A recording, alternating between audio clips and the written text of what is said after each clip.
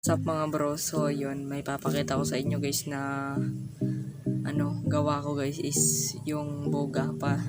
Papakita ko sa inyo dahil is malapit na yung bagong taon and magpapaputok rin tayo. Papakita ko sa inyo yung maliit saka yung malaki. So samahan nyo ako, let's go. Guys, simula tayo guys sa isa. So ito siya guys, yan. So bali 8 tong lata guys, 8 na lata yan. Guys, yan. Pakita ko sa inyo yung mahaba. Yung pinaka mahaba guys na boga kong ginawa yan. So bali 10 to guys, yan 10 to guys, 10.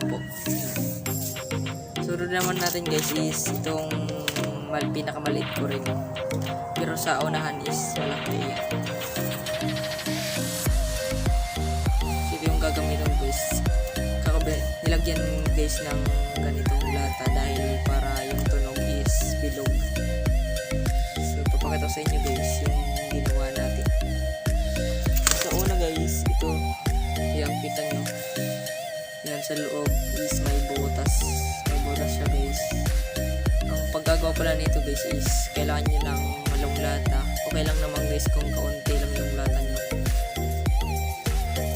Kung walong lata guys yung mayroon sa bahay nyo is kailangan nyo guys hiwalay yung 3 sa 5. Kuha kayo guys ng 3. Tas guys kailangan nyo guys ng pambutas. Yung paggagawa nito guys is sa unahan is maliit sa unahan guys, dito sa unang divider guys. Kasunod guys is mas malaki dito sa unahan. Ito yung pangalawa. Ito naman guys sa pangatlo is mas malaki sa pangalawa. Ganun lang yun guys. Tapos dito guys wala na yan butas. Ay, meron palang butas guys pero para parehas na lang yan. Ito guys parehas lang naman. Pero ito guys is marami yung sunod-sunod. Yan. Bali mas maliit. Palaki lang yan guys. Kasi ito naman guys parehas rin yan.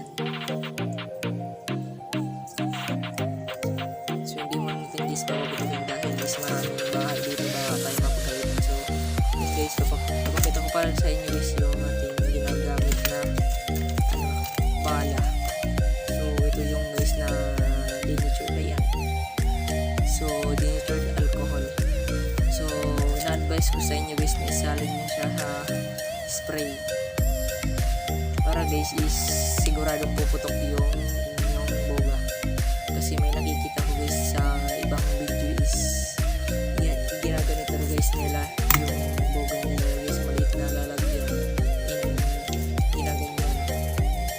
So ito kasi guys is mas matipid siya guys kasi pa-shower yung kanyang labas. So ito kasi guys ganyan espresso siya guys.